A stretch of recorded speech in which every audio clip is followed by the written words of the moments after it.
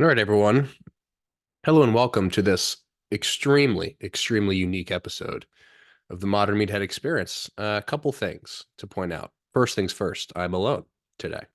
This is Ben's first solo cast. We had some scheduling conflicts this week, but fear not, the content train will continue and we will be back to scheduled programming in subsequent weeks. That's number one. Number two, if you're watching this on YouTube, you'll notice that I have my red goggles on. This is for a couple of reasons. One is because I've been working on the computer for several hours writing, and my eyes strain when I stare at a screen. So that's, I wear these. I forget what brand these are, not sponsored, but, not against the sponsorship.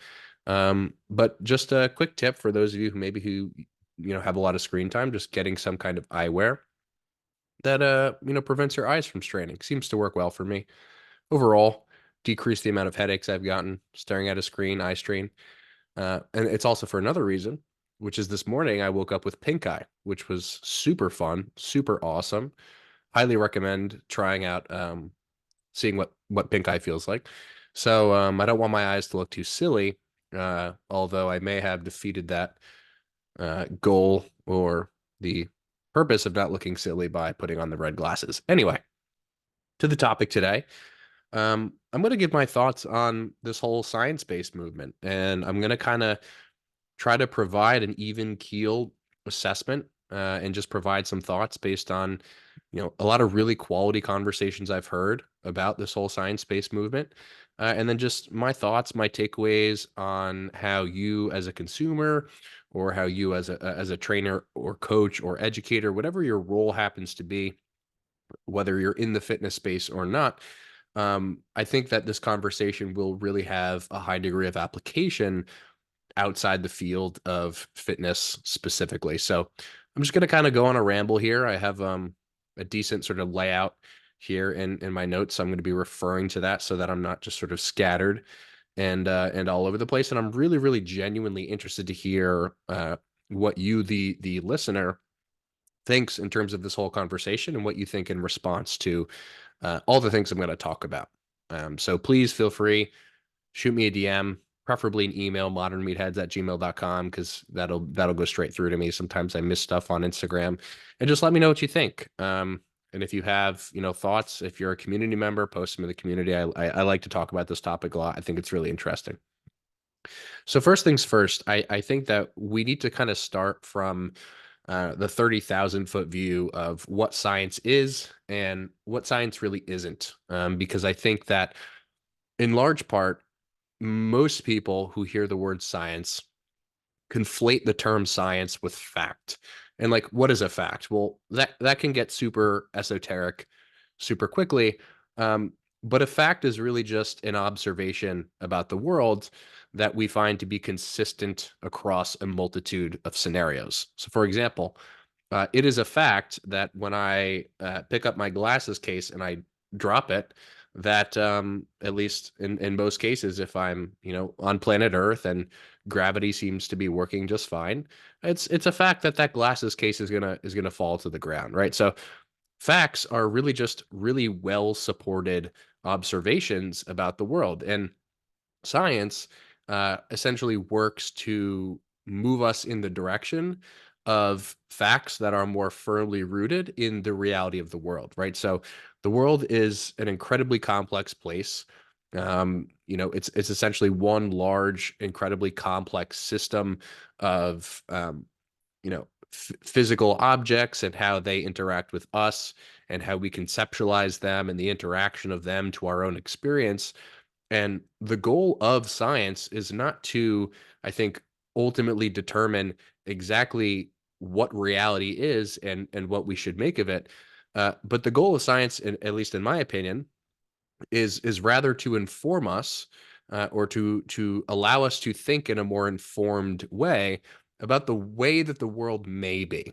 Okay, and so I was looking this up earlier, the sort of Latin roots of the word science and the word conscience, because the word conscience is essentially just science with the prefix con before it, and both terms essentially refer to knowledge. So science to me is essentially um, a way that we can approach trying to navigate the realm of knowledge. And the more knowledge that we have, again, knowledge can turn into a very esoteric conversation. And I'm sure many of you who have read a lot about this stuff can be a lot more, well articulated about this stuff than I can. But how I view science is essentially just science being or science is a tool essentially to allow us to gain what we perceive to be knowledge in order for us to, we'll say, experience the world more efficiently in a more sensible way, and to make predictions about the world and to make predictions about our experience that can move us in the direction of accomplishing what we're trying to accomplish more effectively. So, if I kind of had to distill like what science is to me, science is really a methodology of investigation.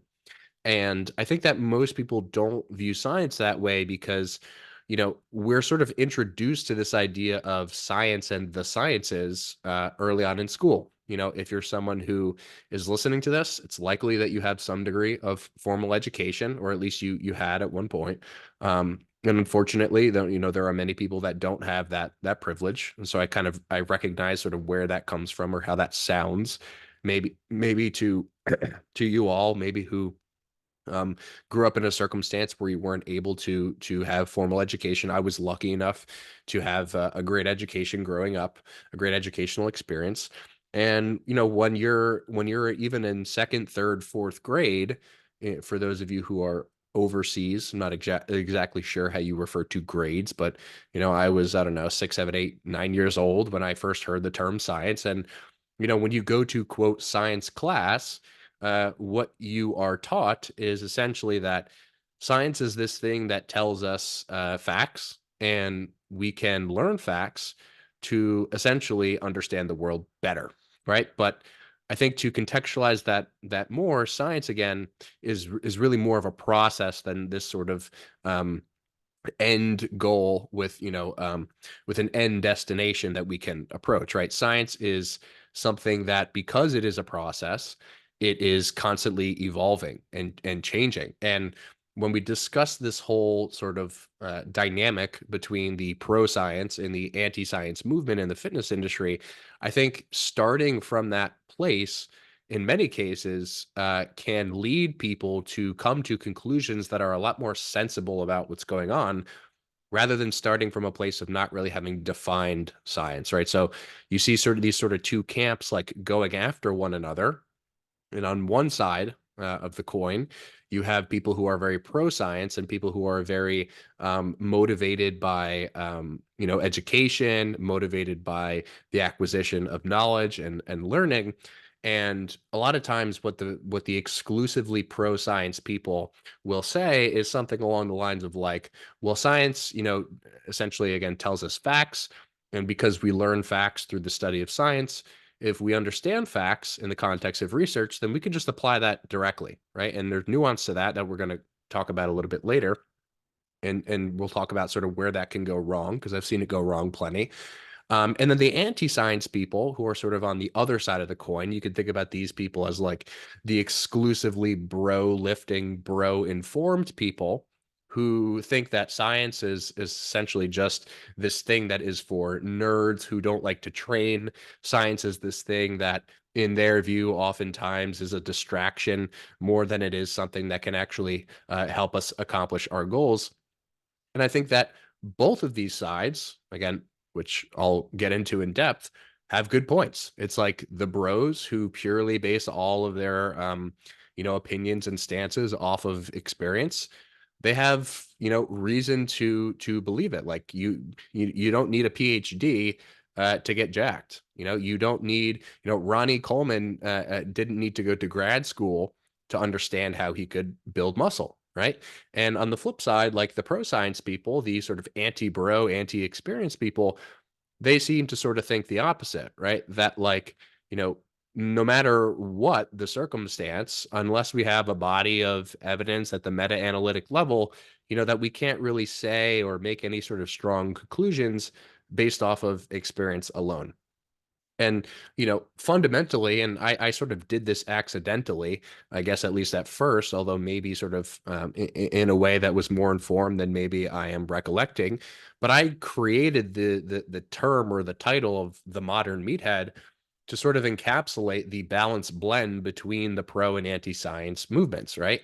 The modern meathead is essentially someone who is um, informed enough and cares about their learning enough to pursue the process of science and to pursue a scientific methodology in their training, which involves learning and reading and listening and constantly attempting to grow at the intellectual level, but who is also sort of, quote, in the trenches and who is putting in the work and putting in the effort into their own physical goals every single day or every single week to move them in that direction, right? The modern meathead, in essence, is someone who encapsulates both sides of this coin, which I think, that balanced approach of being modern, right, being, quote, scientific, and being a meathead, that's sort of where, to me, the money is, right? It's the place that you arrive at, which basically says, hey, science is really valuable, and the process of the scientific method is really valuable.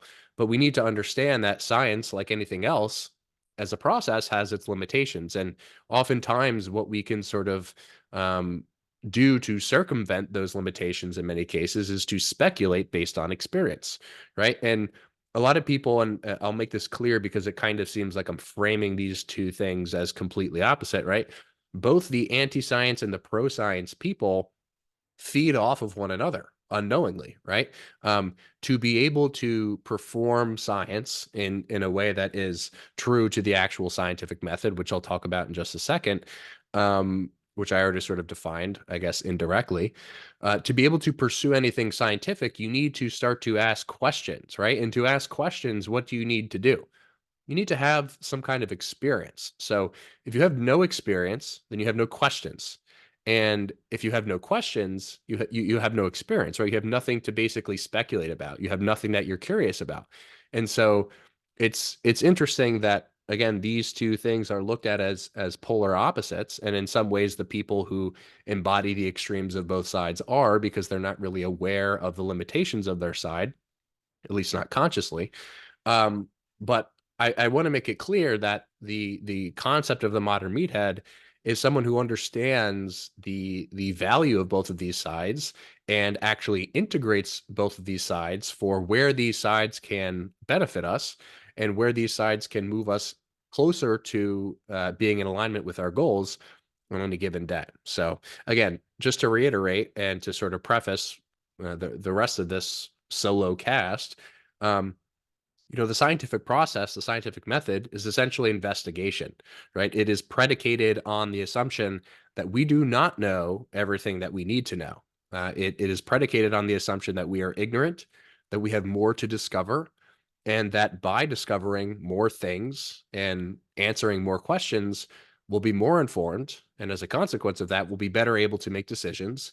And as a consequence of that, we'll be better able to pursue our goals in a way that is more effective relative to if we didn't.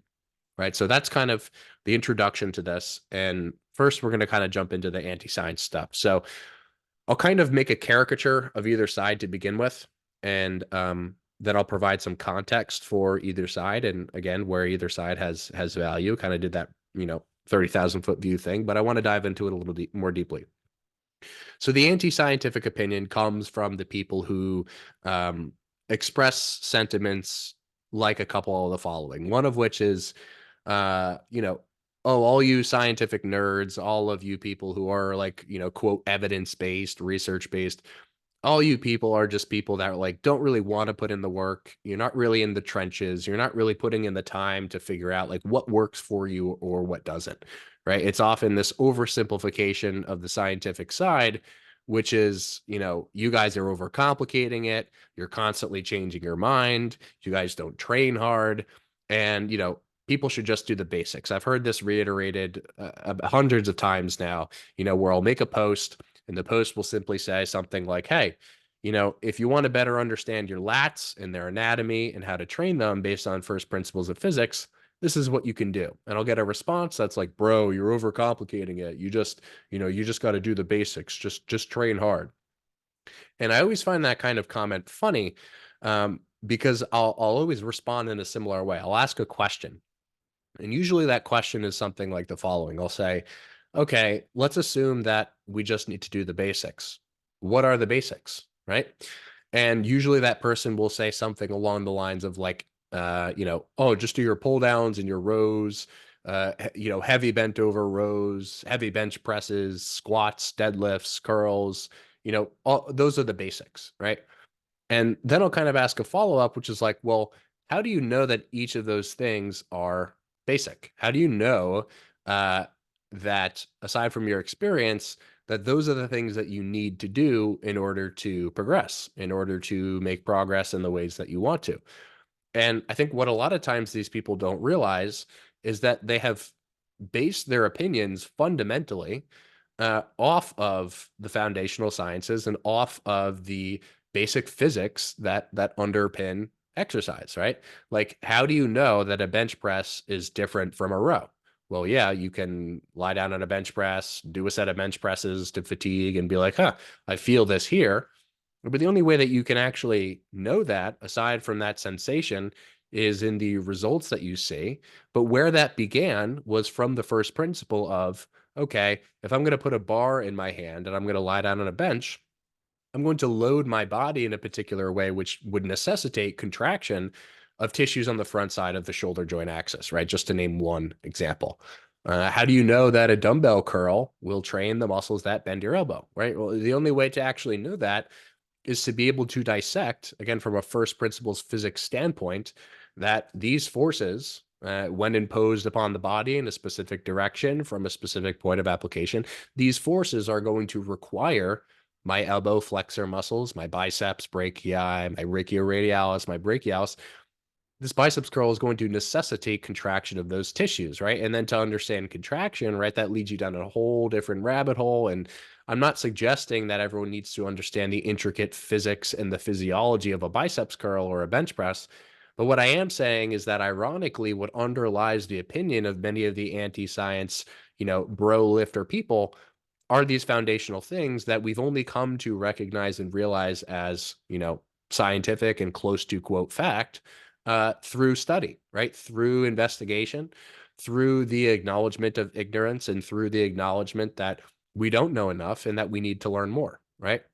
So many of the things that were just sort of handed to us as truth are things that have been established for a very long time, both in science and in practice. And again, as I mentioned, those things are symbiotic.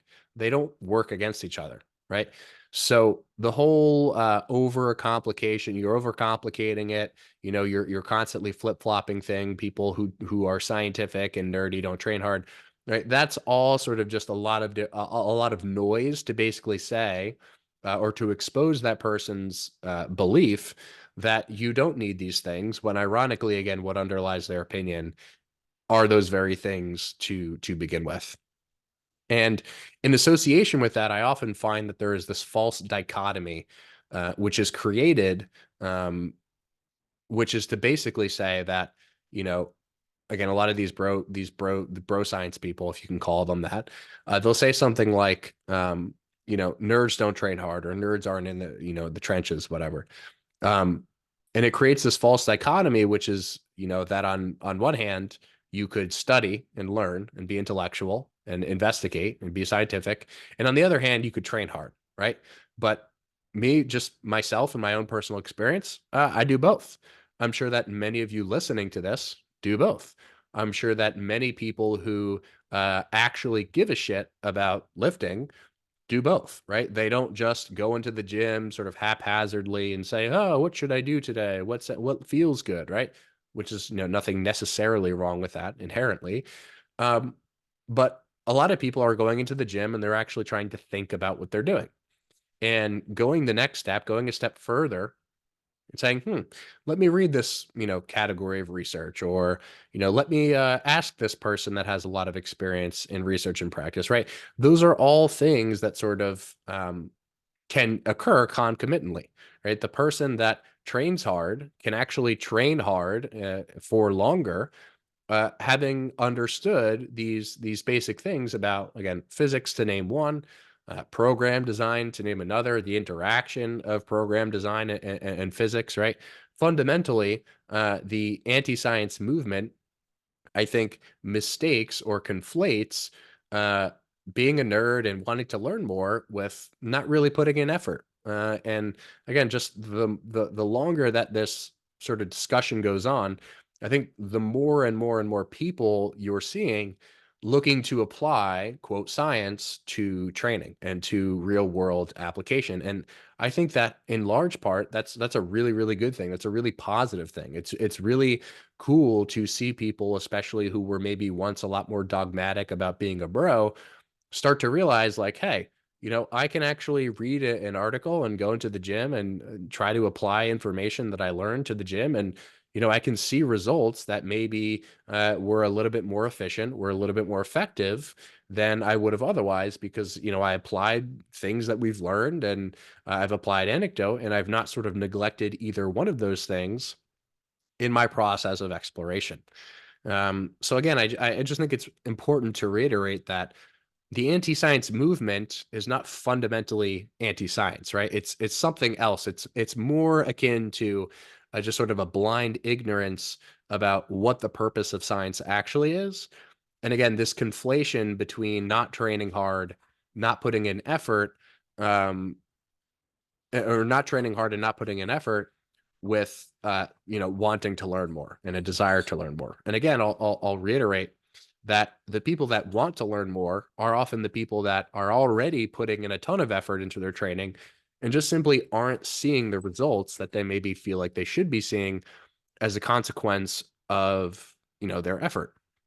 And so I think that before I sort of move on to the pro science side of this debate, I'll just say that I think a lot of people end up in the places that they do as a consequence of their starting point, right? So to give a personal anecdote to this, I was someone who, when I was younger and when I was just getting into lifting for the first time, was constantly hurt. I was constantly frustrated with where I was in terms of my progress. I was constantly experiencing muscle strains and, joint discomfort trying to do the things that everyone else told me that I should be doing. And although I was seeing progress in terms of, lifting more weight over time and just, I was being super consistent, I just never really thought that the amount of effort that I was putting in was equating to the outcomes that I was seeing. And it's not that I wasn't putting in effort, and it's not that many people in that place aren't putting in effort. It's just that maybe some of the effort is misdirected, or maybe there's just this one box over here in La La Land that is not being checked. And for me, the way out of that, the way that I was able to sort of crawl my way out of that hole was to kind of empower myself with knowledge, right? Through learning more, through pursuing quote science, and through pursuing a greater degree of knowledge so that I could better inform the decisions that I was making every day in the gym.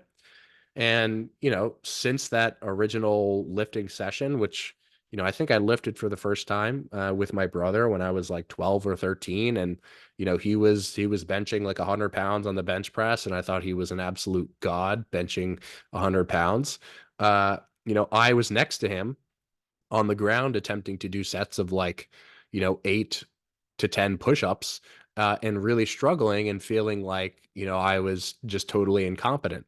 Right. And the more I had experience, yeah, the more that I gained an understanding that like I could make the progress, I could get bigger, I could get stronger, but that only took me so far. Right. And I think that the person that starts in a completely different place, right? The person who is just your genetic freak who, at 6 years old somehow has a six pack and cat delts and traps, the person who never really struggled in sport, the person who dominated all their classmates in gym class, right?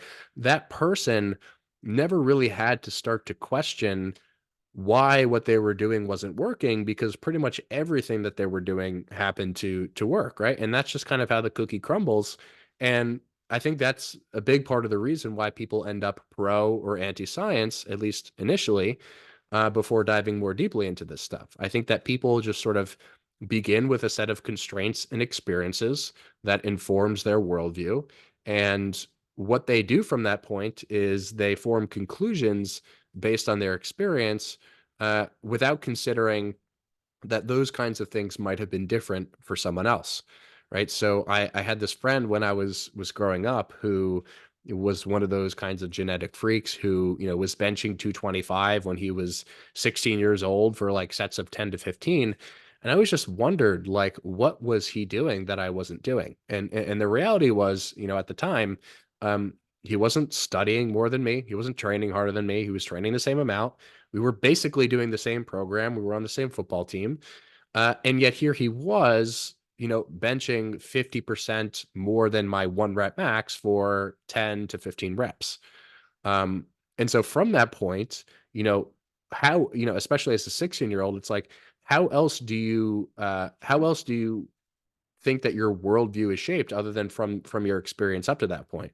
If you're 16 years old and you're benching 225 for 10, you have no reason to believe that a scientific minded approach and that learning more will really benefit you. And in many cases, it's only, sort of too late before people start to dive deeper into this stuff, when they start to run into issues, when they start to run into roadblocks, when they start to realize that, at a young age, they were sort of genetically gifted and they could get away with whatever. And now it's like, okay, I'm more experienced, I'm older. I've now experienced a plateau.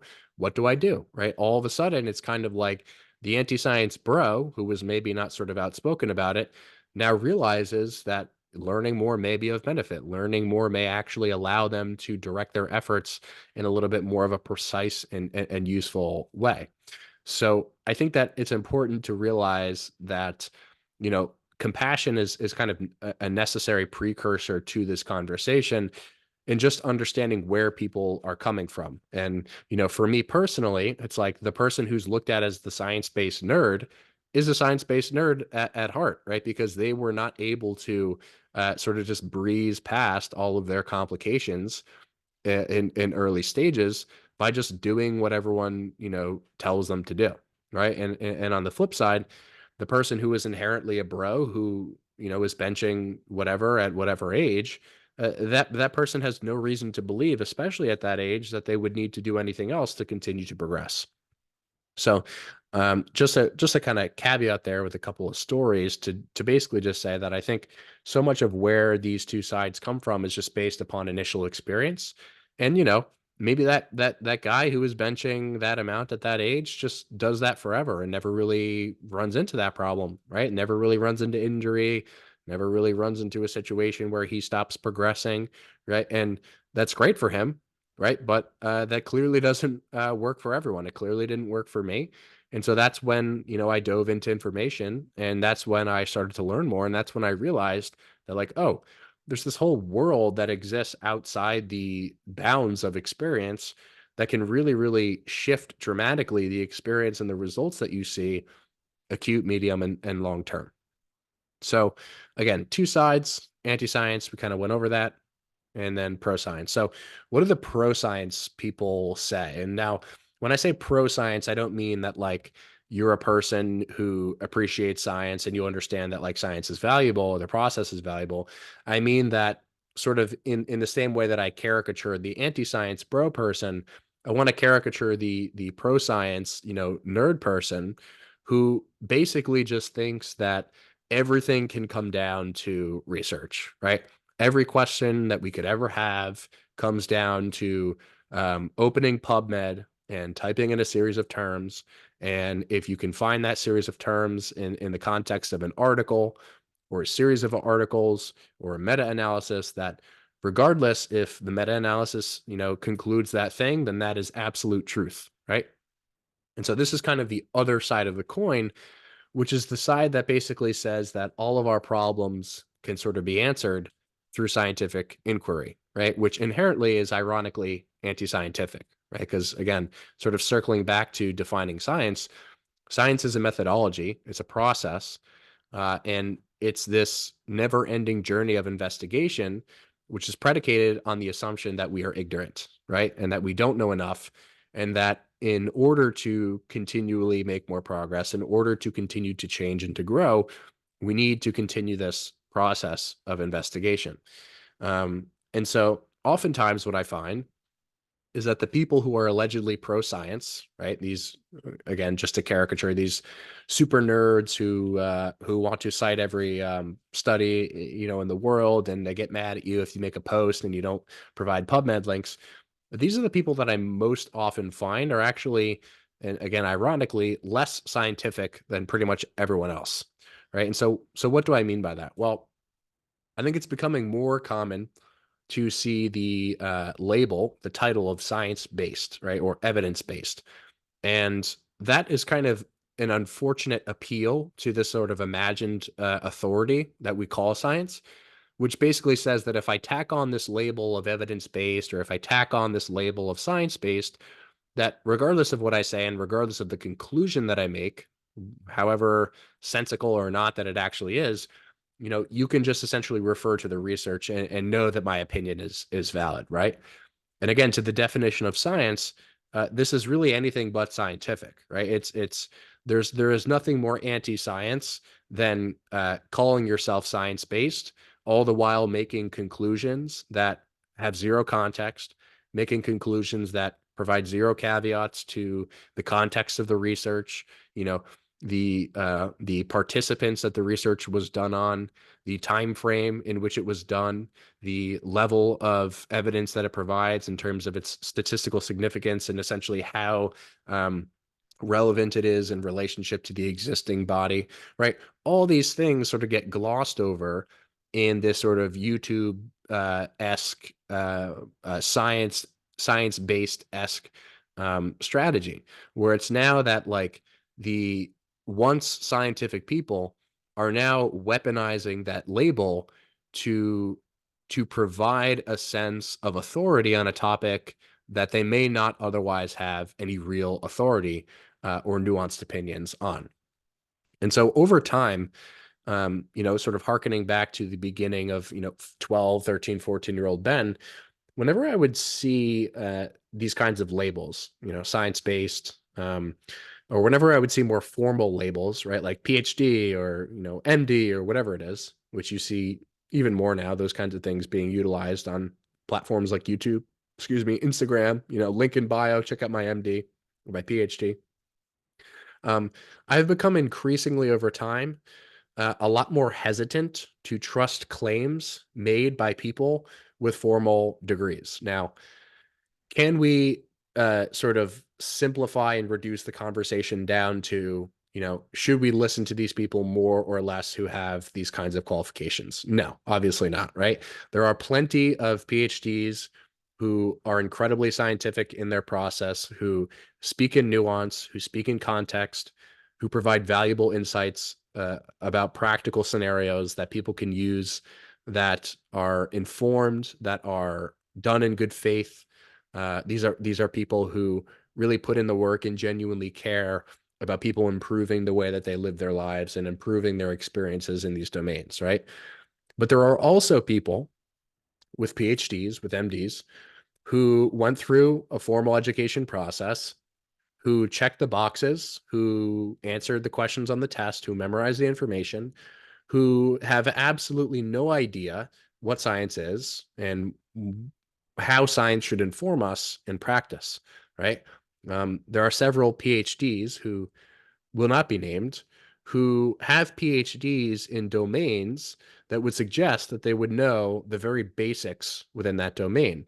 And all the evidence, in these specific cases, many times points to them not knowing the very basic things. It's like if you were a math teacher and you didn't know how to add two and two. It's like I've seen so many different examples of that, unfortunately, on social media and occasionally in person, right? And these are instances where these people are essentially using their qualifications, right, which they do technically have, as evidence and as justification for substantiating their opinions.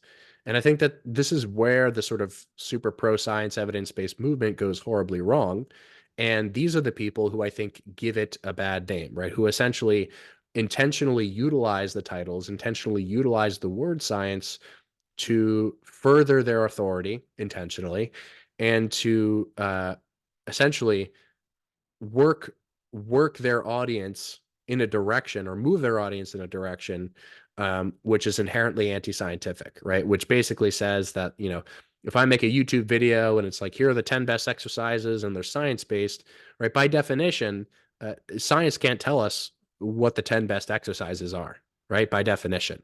Um, Again, just sort of rewinding, thinking about how science is a method, it's a methodology. It's not, again, this endpoint that can basically say that these are the best exercises. And guess what? Even if you took a very specific population and you measured outcomes from a particular study comparing different exercises, there are so many variables that are involved in any particular outcome that to basically isolate any one of them is to be so reductionistic about that particular topic, about that particular question, uh, that you end up just reducing an incredibly complex conversation down to something that it can't be simplified down to, right? So a good example of this would be in a specific case, right? Where someone makes a YouTube video and they basically say, here are the best exercises, science-based, right? And all of the people commenting are like, oh, great, gonna try these. Oh, great, only gonna do these for now. Or, to the contrary, and maybe even worse, they'll make a video that's like, here are the 10 worst exercises, science-based, right?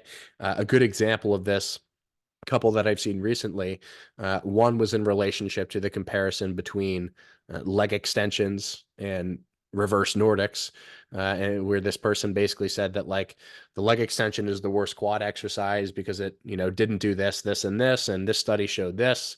And then in another instance, this person basically said that you should throw out the seated calf raise because the seated calf raise in a study showed this, while the standing calf raise showed this, right? And what you've essentially done is you've created a piece of content that is labeled as science-based. Maybe you're a PhD on a particular topic, so you've leveraged that as authority, as as a thing that can be leveraged to, or within the context of people who don't really understand what it actually means. And you are basically espousing your opinion, which is based on some body of evidence, but that body of evidence, in terms of what it showed, wasn't in the first place meant to answer the question that you are presenting that it is answering. Um, and so, just to give maybe a more concrete example, if you do a study and you compare two exercises, right? And you have 20 people, which by the way is not very many people, performing that, those two exercises. Maybe it's like one leg does one thing and the other leg does another thing, and one of the exercises shows a slightly better outcome from a muscle growth standpoint, from a strength standpoint. And you conclude that based on that one data point, that everyone forever should do that one exercise that was showed to be more efficacious over the other.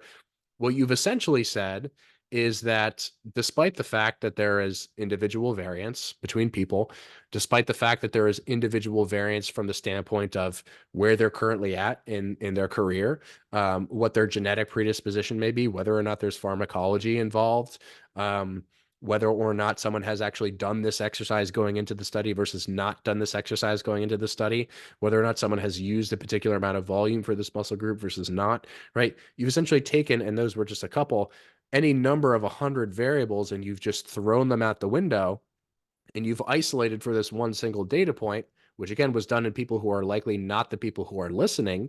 And what you're telling these people who are just trying to learn is that they shouldn't do this one thing and that they should do this other thing. Again, based on a single data point, within a single context, within a single set of individuals, within a single set of constraints. And in the context of exercise, I gave the example of like leg extension versus reverse Nordic. Even within a given exercise, if one exercise shows this thing and another exercise shows that thing, right? You essentially have isolated for a given length of time, right? So you have no idea what the results of these two exercises would be beyond that time frame. You have no idea what the confounding variables might be in that particular study and how they would be different from person to person. And so does that mean that that data point represented by that study is bad? Does it mean that that single data point is useless? No, of course not, right?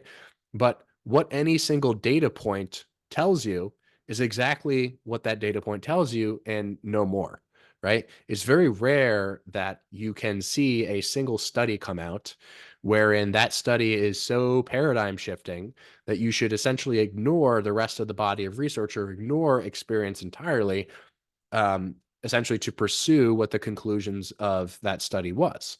And oftentimes, by the way, pretty much all the time, researchers are not conducting research so that someone can cite a study on YouTube, right? Researchers are conducting research because they care about it, and they're conducting research to essentially attain data points that can contribute to the larger body of evidence that already exists, right? So if you take a single data point and you throw it out on a social platform, and what you do with the rest of the evidence that we currently have is you throw it in a dumpster, and maybe you set the dumpster on fire or you close the dumpster. What you've essentially done is you've essentially ignored all of the relevant data that we've extracted up to this point, to basically justify your pre-existing bias, which says that this exercise is better than this one, or this method is better than this one. And where I think this becomes truly problematic is when these kinds of conclusions are directly tied to financial gain, right? So, I'm someone personally who sells programs. I sell programs, people can buy them, $20 a program or whatever it is. I sell ebooks, and I have my biases, and I have catered those programs and those ebooks to my biases and what I've learned. But what I will not do is I will not go on social media and I will not say that these programs are the best programs that you can do. I will not say that these ebooks are, of all potential ebooks and resources out there, that these are the best ebooks to possibly learn from, right? What I will say is that these ebooks and these programs are based upon my own experience and what I've learned, and they've really helped me in my own journey. And so I think that they can potentially help you as well. And that's about as far as I'll ever go with those kinds of things. And so when I see people weaponizing the term science, or they're weaponizing, the qualification, the formal qualification that they have, when I see people weaponizing specific data points to promote authority and to promote sales of a product, I just want to throw up, because I think it's immoral, um, and I do think that although a vast majority of people likely are acting in good faith and do genuinely provide good information, or at least they believe that they provide good information, I think that this kind of thing needs to be called out or at least acknowledged so that the consumer base of people who are being heavily influenced by this information can make informed decisions, or more informed decisions. Now, inevitably, it's like there are going to be people who blindly think that they're, acting in good faith, who clearly are not. You see this in every field. You see this in nutrition. You see this in bodybuilding. You see this in, any sort of exercise related realm. I mean, nutrition is really quite a mess in terms of, like, because nutrition is really popular. It's like exercise science. Not a lot of people care about it. People care about nutrition, and a lot of dietitians or MDs who are going on podcasts and saying outrageous things that are based upon mechanistic data and not actually controlled trials, right? That's a separate issue. And that's maybe even worse of an issue because you're talking about people eating food. We're not talking about people exercising, right? Exercise is obviously very important, but I don't think anyone would argue that exercise is probably more important than diet, right? If you eat McDonald's French fries for every meal every single day, that's going to have a very substantial and significant impact on your health. If you choose to do reverse Nordics instead of leg extensions for your 12 sets of quads per week, it's like, all right, you're already training, you're already probably at a good place where your nutrition is decent, right? And so the severity of those things is obviously different. But I just wanted to kind of use that as a point of comparison to basically say that there are people who are intentionally weaponizing these authoritative titles, and or these titles of authority, and who are weaponizing, quote, the science to rationalize their already existing biases and beliefs. And so I kind of want to move towards a conclusion here, which is basically to say that, again, to harken back to the beginning of this and that whole modern meathead concept, I think that and I say we, I mean everyone in the industry, both content creators and consumers, we all need to attempt to have these conversations more. We all need to be willing to discuss these things openly. And I think we all need to find a way to strike a happy middle ground between these sorts of, archetypal pro and anti-science sides. And I think that the more we can contextualize what either side is trying to say, and the more that we can contextualize the relevance of either side and how they actually rely on one another rather than, being adversarial, I think the better off we're all going to be from the standpoint of experience and outcome. And the better off, quote, science will be as a consequence of people better being able to interpret information, both at the content creation level and at the consumer level. And I think that, from a content creation standpoint, and I think I've gotten a lot better at this over time.